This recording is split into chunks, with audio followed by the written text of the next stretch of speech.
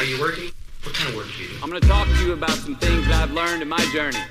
Most from experience, some of them I heard in passing, many of them I'm still practicing, but all of them I do believe are true. You're listening to Grit and Gain, the podcast for young professionals hungry for success. Join Marco Velasquez as he unpacks over 2 decades of climbing the corporate ladder, sharing lessons, tips, and strategies to help you accelerate your career.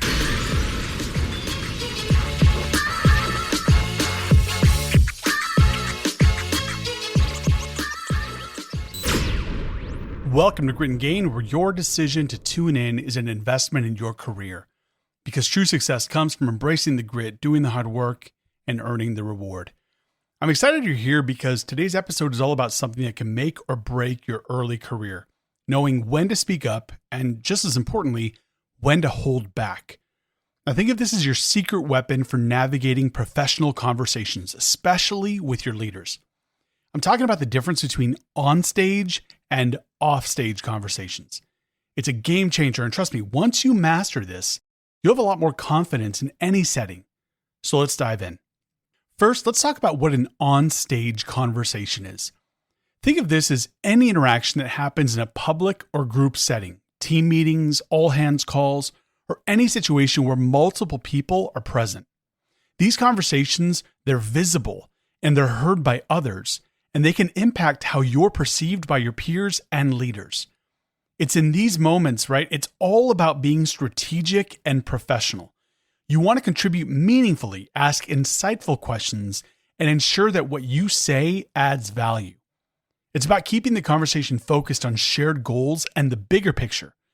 For example, asking a clarifying question about a project's timeline or offering a new idea for how the team can hit their targets is on-stage appropriate. These types of questions show that you're engaged, you're focused, and you're thinking about the team's success. Now let's shift to off-stage conversations. These happen in private settings, one-on-one meetings, quick check-ins with your manager, or even a private message to a colleague. This is where you can dig deeper, get more personal, or ask those sensitive questions that aren't suitable for a group setting. Off-stage conversations are ideal for getting feedback, asking for advice, or really discussing something that you might be struggling with.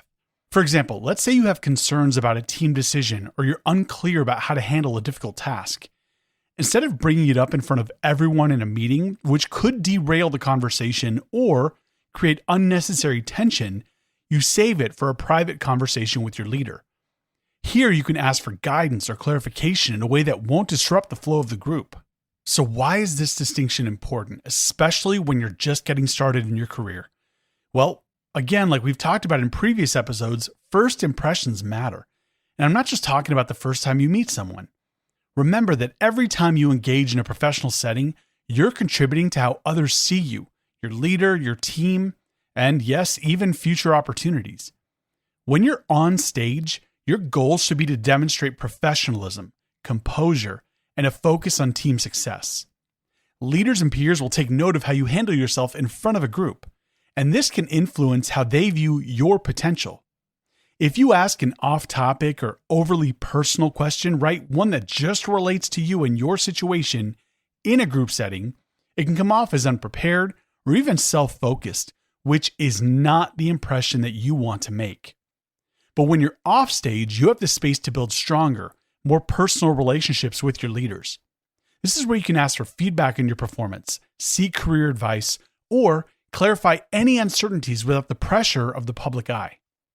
In these conversations, you're showing initiative and a desire to grow, which are key qualities that leaders look for. So to better help grasp this concept, let's look at a few examples to really drive this home. On stage, you're in a meeting and your boss or your manager is outlining a new project.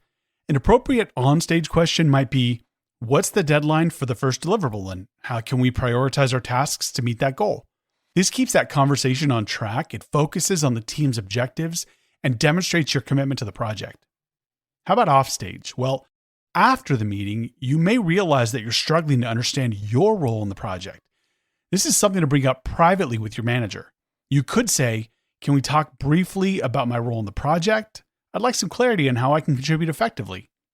In this setting, you're free to ask for help without feeling like you're actually slowing down the group's momentum. Let's talk about another example. On stage. During an all-hands meeting, your manager is discussing company-wide changes. You might ask, how will these changes impact our department or organization's goals for the quarter? This shows you're thinking about the broader impact on your team and how to align with the company's overall vision. Offstage, if those changes affect your workload or something more personal like your career path, your availability, work-life balance, wherever that looks like, this is a conversation to have in private. You could say, I've been thinking about how these changes will affect my role. Can we set up a time to discuss how I can best align with the new direction? Here's the takeaway. Being intentional about what you say and where you say it is a game changer for your career. It shows that you understand the dynamics of professional communication, and it positions you as someone who is both thoughtful and strategic. But more than that, it demonstrates respect. Respect for your leader's time, respect for your team's goals, and respect for the overall work environment. And trust me, that respect, it's going to come back to you in the form of trust and opportunities. So the next time you're in a meeting or sitting down with your manager, ask yourself, is this an on-stage or off-stage conversation? By making that distinction, you'll set yourself apart as a professional who knows when and how to speak up. And that can make all the difference. Thanks for tuning in to Grit and Gain.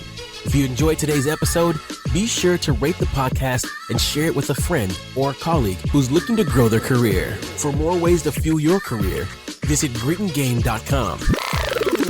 And don't forget to email your questions or suggestions to gritandgainhq@gmail.com. Keep pushing forward. Embody the grit, earn the gain.